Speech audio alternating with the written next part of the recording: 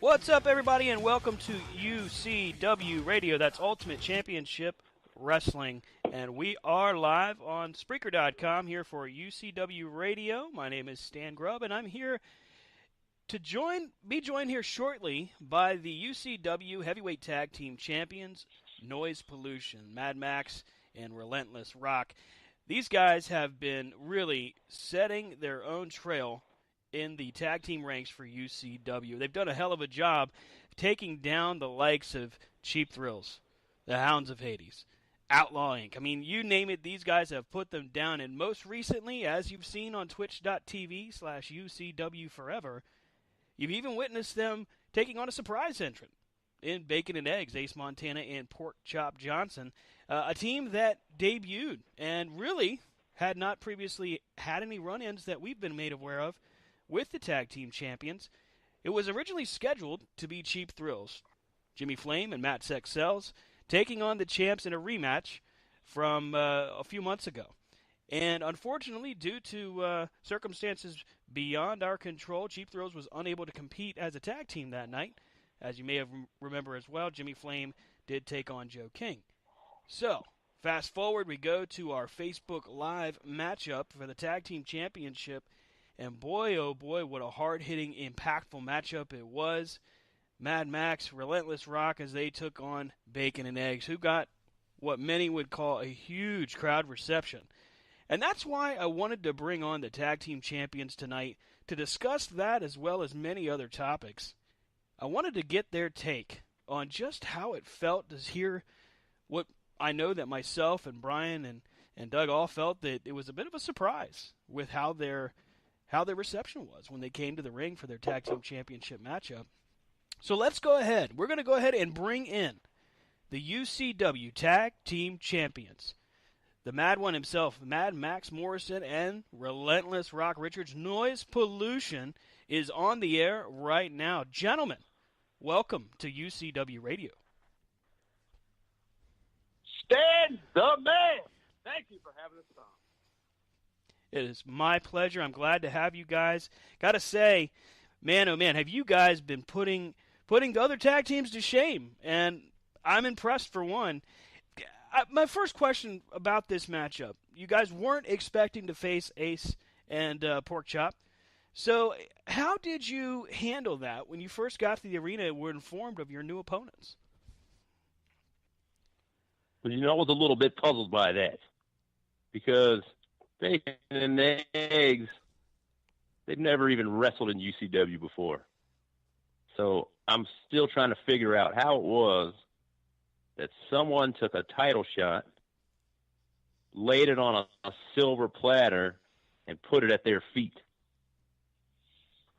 That makes me kind of question the management over here at UCW, wondering, what exactly does it take to get a title shot around here? Just walking in the door and saying, hey, I want to fight the tag team champions? It's an interesting question you pose. I mean, many competitors on the roster, most which are within the DuPont family and also Big Stuff Industries, have questioned the leadership capabilities of Mr. DeVore. But one thing that Mr. DeVore has pointed out many times over is that he scours the country for the best possible talent to bring to UCW, and I believe he felt he had a great opportunity with the Facebook Live matchup that we had in bringing in Bacon and Eggs. But one thing that stood out, guys, and this is something I am very curious about, is the crowd. I don't think I've ever heard the crowd not be in your corner, but during this tag team matchup, and really from the jump, from you guys coming to the ring, it had a very different feel. Yeah, well, that's what you get when you're dealing with a bunch of millennials. They don't know anything about loyalty. We worked our tails off. We fought everyone that UCW put in front of us. We put on a hell of a show doing it. We gave the fans what they wanted, and you see how fast they turned on us when they thought they had a better deal. You see what happens we've been champion almost a year now, for about however many months. We go out there, we try, we entertain. People, they've been behind us, but you know what? You go ahead and bring in off a knockoff Dusty Rhodes and a Walmart junkyard dog, and all of a sudden everybody wants to gravitate to the dancing man, the fat dancing man. Well, the fat dancing man ain't noise pollution, and noise pollution has been getting all the cheers, and we didn't get the cheers, and all we got was a bunch of crap. And you know what? We've been getting all this crap, and you know what else I have noticed? UCW sure as hell ain't treating us like the champions we are, because I even noticed on the Instagram all these guys getting custom-made graphics, and not one mention of noise pollution on a single one of them. What about that, huh? Now, Stan, don't get me wrong. Bacon and Eggs didn't walk through the door without ever doing anything in the business. Okay, we get it. We know they've been around. They've been even to a few of the same places that we have out throughout the Mid-Atlantic. But please explain to me how they walk in the door of UCW with so many other contenders and walk to the front of the line and get a shot at us. Huh? Explain that one. That's a fair question. I think when you look at a tag team such as Bacon and Eggs, you have to take into the account that their popularity has a little bit of sway. And I can certainly understand your frustration with how quickly the crowd seemingly turned on you guys. I have to point out that it shocked me as well. It shocked my colleagues at the broadcast table, and when we heard the reaction, it really caught us off guard. And I noticed that throughout the matchup, and Max and Rock, I'm sure you guys can help it bring this to light. I noticed the frustration level that you guys had as many people would point out, hard to prepare for a surprise opponent, even harder to prepare for the reaction on top of that. It had to be frustrating for you guys in the ring while you're trying to defend your titles, just seemingly, as you've put it, been turned on by the crowd as they have now found, I believe, Rock, it was you that said, a better deal. Well, I told everyone watching at home before the match ever started that Bacon and Eggs was going to come in and thinking they were going to sizzle and pop, but all they really did was jump out of the frying pan and into the fryer. Now, Right in the fryer. we've taken on every set of competitors laid before us, and we've done the same thing time after time. We've retained our UCW tag team titles. So every single time. to say as opponents they were frustrating, you said it, we didn't. To say that it was frustrating to hear the crowd cheer for them and not us, well, you said that, we didn't. We've been going along. The crowd's been behind us. We're not going to mess that up as long as we got it going for us. But you know what? In a little bit of a way, I'm kind of glad it happened, because now we know exactly where we stand at UCW. We know what is the deal is now. 'Cause now we don't have to keep up this little dog and pony charade. Noise pollution doesn't have to keep all fine and pretty for the crowd. We don't have to stay all clean for the management. Noise pollution is going to do what noise pollution does, and that is whatever the hell noise pollution wants to do.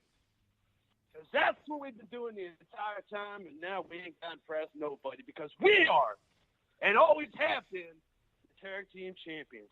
And at this rate, we ain't letting those go. Rock, we're holding on to those belts forever. And there ain't nothing none of these damn people are going to do or say about that. Let's talk about a little bit about the length of time you guys have had these championships, because you're absolutely correct. You have been tag team champions for quite some time. Since the Big O Boogie in Orange, Virginia, you guys really you made your claim, you staked your claim as the top tag team in UCW, and you've really defended it quite well.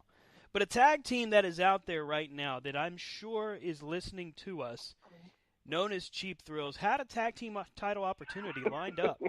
And unfortunately they weren't able to challenge in the Hoops Academy in Ashland, Virginia. But I have it on good authority that there is an opportunity for them somewhere down the line.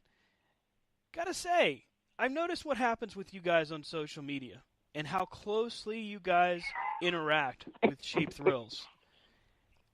How do you prepare for a team, again, a team as popular and seemingly into the crowd appeal as Cheap Thrills? We prepare the same way we do for every match. Steeped in a regimen of 12-ounce curls, brother. Ooh. Yeah, we see what Cheap Thrills does. We can't deny that there's a few similarities between what they do and what we do. They ain't us. That's true. We They are also definitely see- a different kind of team. Well, they're just of a different generation than we are. And though they are fierce competitors, they're not in their prime like Noise Pollution. See, we're at the top of our game. They're on the other side of the hill, brother. And though I love and respect them, if they step into that ring with us again, I'm going to punch them both in the face. Punch him in the face, Ron.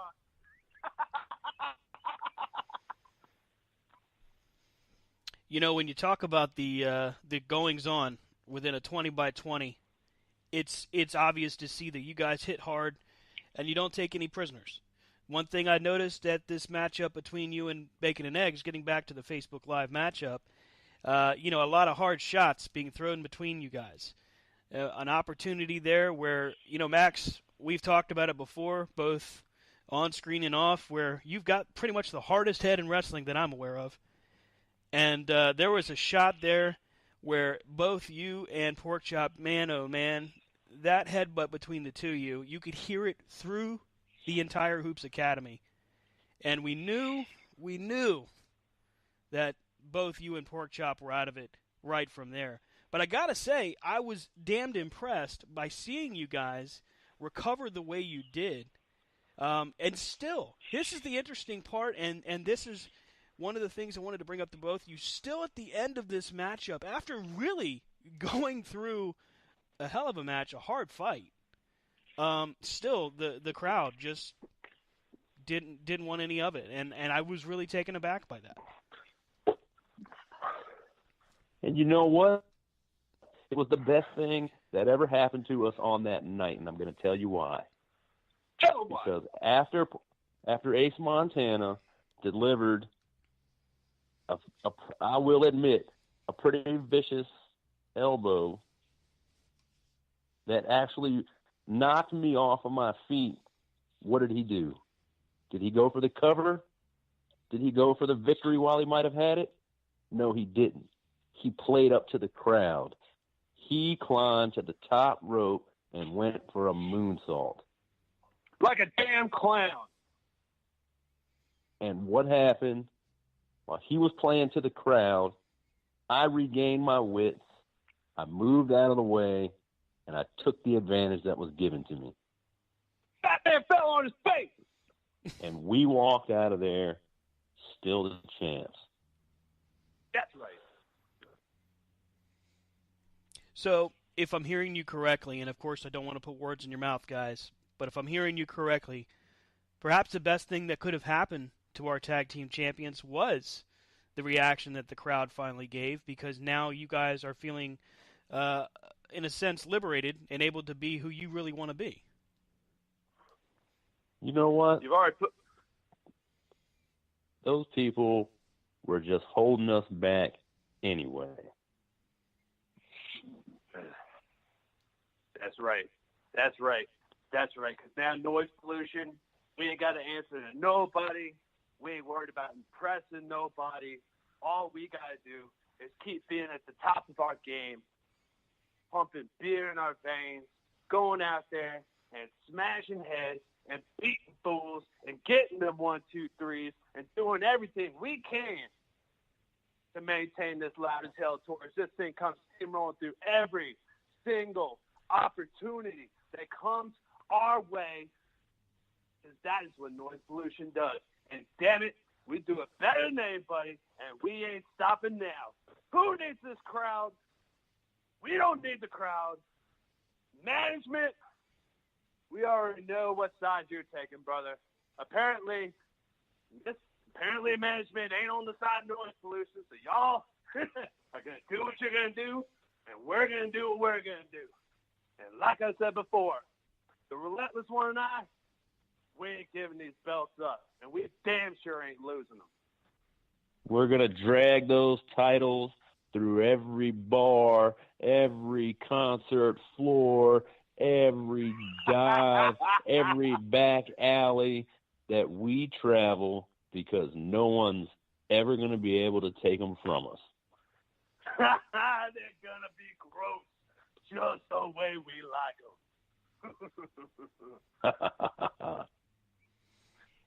There you have it, ladies and gentlemen. Noise pollution, strong words from the tag team champions, as they are, as they put it, free to do what they want and how they want. Gentlemen, how can the UCW faithful locate you on social media? Do you even want interaction from the fans at this point? You know what? You can find us on Facebook. You can find us on Twitter. And while you're at it, go buy some of our stuff. But at this point, me and Max, we're partying solo now, brother.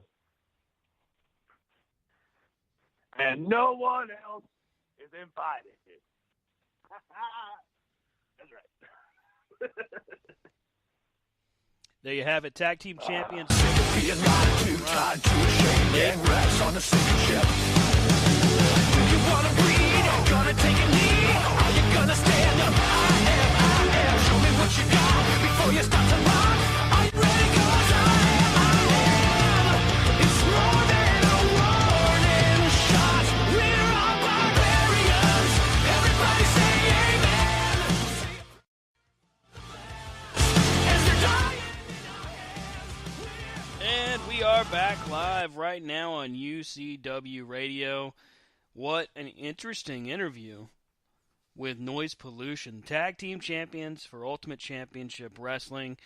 Quick thank you again to the Relentless One and Mad Max for joining us this evening, as we were able to break down the Facebook Live matchup and their thoughts on the crowd reaction, as well as their thoughts on future opponents and possibly facing Cheap Thrills once again. Of course, if you missed the opportunity to check out the tag team title match, don't worry. You can still go to twitch.tv/UCWForever, and you can select from our videos. If you select the second one available at this time, just over an hour in runtime, you can actually see the Facebook Live matchup between Noise Pollution and Bacon and Eggs, Ace Montana, and Pork Chop Johnson. Now, one thing that I did notice, and that I believe you could feel in the interview just a few moments ago, is the noticeable tension that is seemingly coming from our tag team champions directed towards how the fans have reacted. They're very displeased, to say the least, that the popularity of Bacon and Eggs carried over so well, and the fans were so quick to change horses in the middle of a race, so to speak. It's interesting, because with this dynamic, you've not seen, at least here in UCW, you've not seen Noise Pollution in this situation. And I'm curious as to see how they will react going forward when next we arrive in action for UCW Defiance. I have heard it time and time again that there are many tag teams out there chomping at the bit for their opportunity, at the tag team champions. And as I stated during the interview, I do have it on good authority that there's a very good possibility that Cheap Thrills is right around the corner for their chance. Because don't forget, before this matchup between Noise Pollution and Bacon and Eggs, Cheap Thrills became the #1 contenders for the tag team titles. So they do have a title shot coming. They earned it, they fought for it, and Noise Pollution, make no mistake, they have respect and appreciation to a most extent, appreciation for their challengers. Now, what I will say is this. With Jimmy Flame and the popularity that he has carried through both as a tag team competitor and a singles competitor, and Matt Sexcells, who, I mean, let's just face it, Matt Sells is popular the world over from recognition as a singles competitor and tag team competitor as well. So these two gentlemen bringing the crowd to their side and challenging for the tag team championship, man, this will be a true test of the ability to withstand another barrage of boos, possibly, from the crowd for Noise Pollution. Now, it does not mean that the tag team champions will by any means take this challenge lightly. No, no, no. The tag team champions are going to be prepared. They've said it. They're going to hit hard, hit everyone in the face, take no prisoners, and continue their reign as tag team champions and continue the Louder Than Hell tour. Interesting way of putting it, because if you want to point out who's been loudest in the tag team ranks, you'd have to agree, at least for now, that it's Noise Pollution. And I think a lot of fans really do appreciate the hard work that Noise Pollution has put forth. But maybe, just maybe, Noise Pollution has soured on their relationship with the fans. And perhaps the fans have as well. I can tell you this. In my time as a commentator here in UCW, I got to say that Noise Pollution typically carries a pretty heavy amount of popularity. So it was definitely a surprise to hear the reaction from our fans. But stranger things have happened in the world of professional wrestling, as many of you ultimately know. So, let's talk a little bit about next week and our expectations as far as what we'll be doing on UCW Radio. Well, last week we broke down the television championship matchup between the challenger, the Red Scorpion, and the TV champion, Ethan Cross. So we talked to the new TV champion, the winner of the TV title, the Red Scorpion, last week, and he gave us a great amount of insight as to how it felt to become the champion, what he would do to remain, and also his thoughts on some possible upcoming challengers. This week, of course, we talked to Noise Pollution and got their take and their feel for, one, the crowd reaction, and two, taking on a relative unknown in Bacon and Eggs. Next week, we look to the main event. That's right, Mr. Big Stuff, Billy Woody Jr., defending the UCW heavyweight crown against the #1 contender in Jeffrey Bravo. So myself, Doug Roberts, and the doctor will be in. Brian Taylor will be sitting in with us, of course. We will be going over the main event, the UCW Heavyweight Championship matchup. And as we get ready to head towards our next episode of Defiance, which, believe you me, we are going to start a very heavy amount of promotion for this upcoming event, because it's going to be exciting. We've got a lot to talk about, of course, regarding that. But I want to point out to you that we will be looking to have a very special announcement very soon as far as the next episode and where you can find it. But getting back to next week, myself, Doug, and Brian will be going over the heavyweight championship match, and we are looking to get the #1 contender himself, Jeffrey Bravo, on the line to talk about the matchup and how he felt about the clear, decisive rift between Big Stuff Industries and the DuPont family.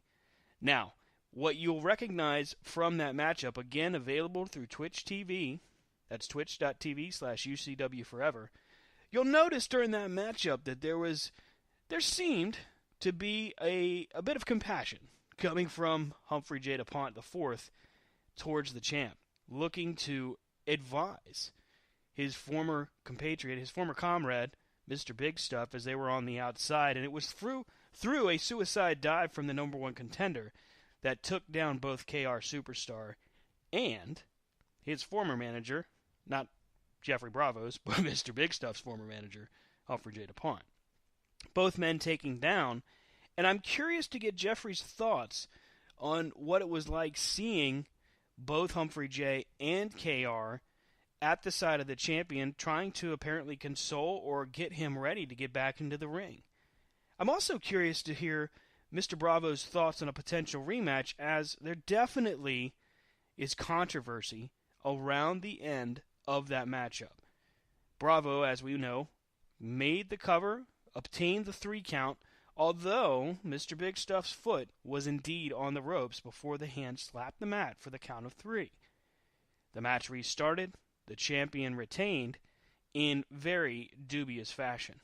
But that's not really the entire story, which is why next week it's so important that you join us as we talk to the number 1 contender, Jeffrey Bravo, about his thoughts on the matchup, looking to the future, and possibly his thoughts on the future of the DuPont family. With that being said, I want to thank you, all of you, for joining us here at UCW Radio. Please remember, you can catch UCW on the road very soon. We'll be making announcements about our next upcoming show for Defiance. And this summer, we have a lot in store for you, our audience. So please stay tuned to UCWForever.com. You can find us on Twitter at UCWForever. You can also find us at our brand new Instagram account at UCWForever. You're noticing a theme here. Indeed, it's UCW Forever. Of course, Ultimate Championship Wrestling is on Facebook. We try our very best to stay interactive with all of you. So if you have a wrestler that you would like to see, perhaps you have a venue or a school that you'd like us to perform at, please go to UCWForever.com and send us your information. There is a Contact Us selection there in the menu. And send us your information and we will reach out and attempt to get that done. Because what we want to do here at UCW is deliver for you, the fans, in as best a way as possible to bring you the best wrestling action possible. Because our goal here at UCW is to continue to keep the fire burning for wrestling in the Mid-Atlantic. So, I'm Stan Lariat saying thank you so much for joining us here on UCW Forever. For UCW Radio. And we will see you again very soon, next Sunday night, for UCW Radio. Have a great night, everybody, and we'll see you next week.